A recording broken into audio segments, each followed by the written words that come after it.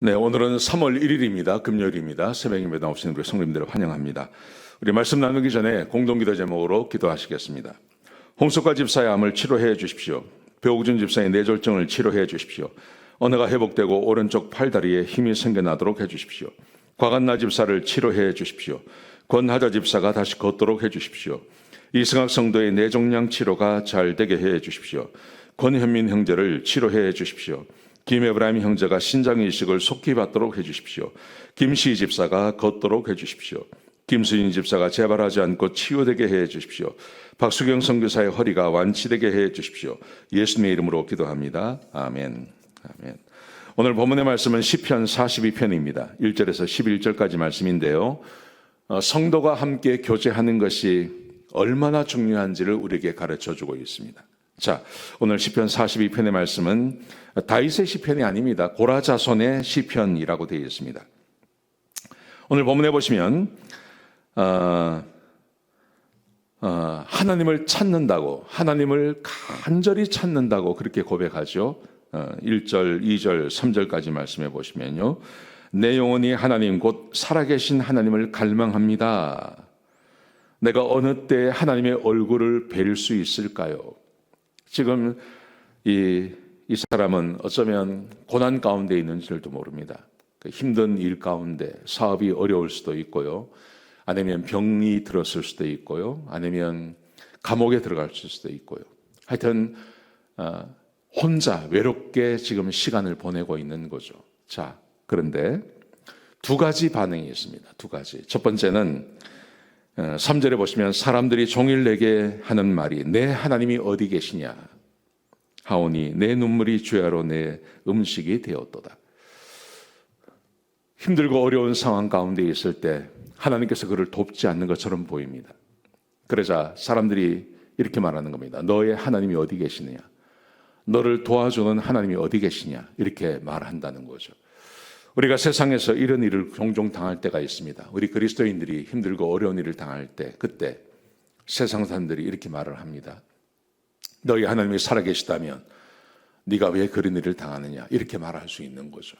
이렇게 당할 수 있습니다.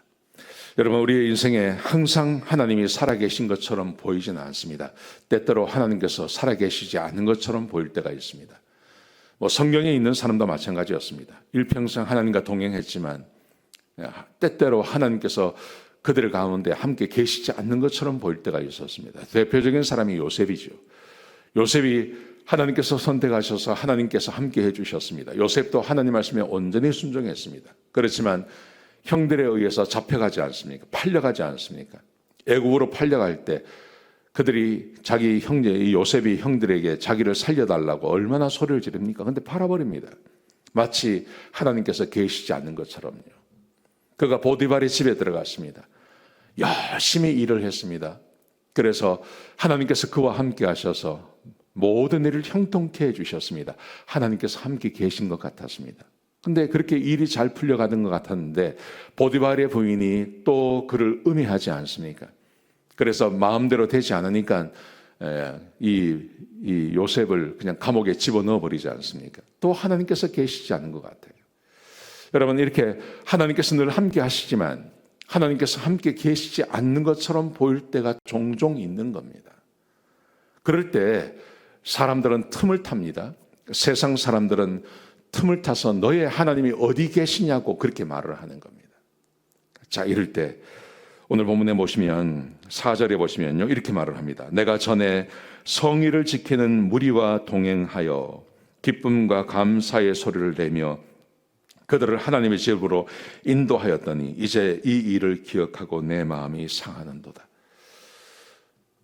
과거에 하나님을 함께 섬기는 사람들과 함께 성의를 지키고 주님 앞에 나가고 함께 예배를 드리고 제사를 드리고 함께 기뻐할 때가 있었습니다.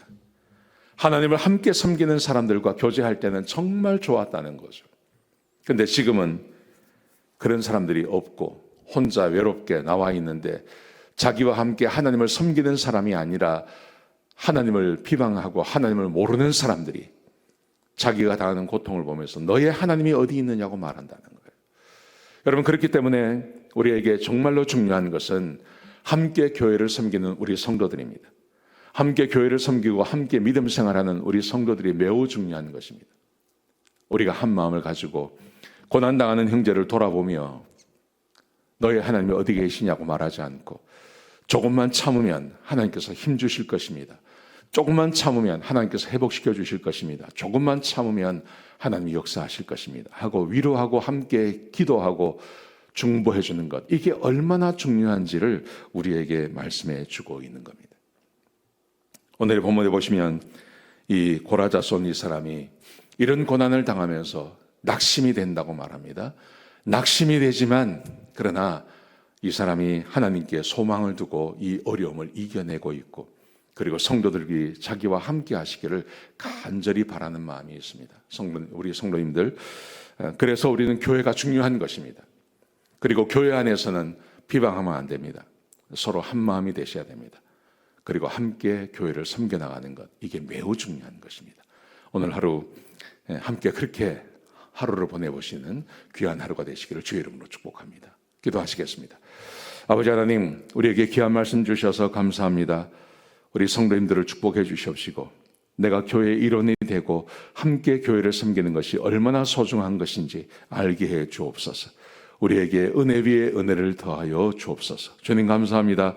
예수님의 귀하신 이름으로 간절히 기도드렸습니다. 아멘.